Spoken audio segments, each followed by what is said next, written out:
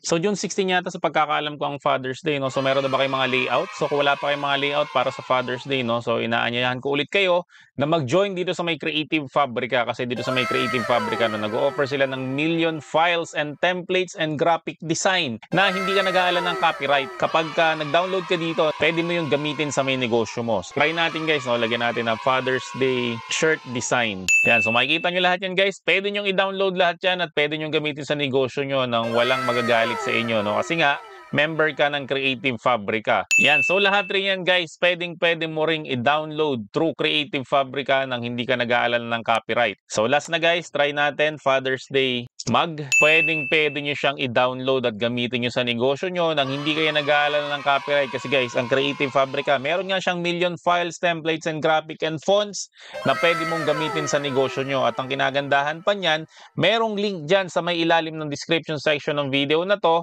Pag kinlik mo yung guys link na yun, ma-avail mo siya for free trial. Kung nagustuhan mo, saka ka mag-member ng full membership. So guys, i-check nyo na yung link sa may description section ng video na to para siguradong ma-avail nyo guys yung free trial ng Creative Fabrica.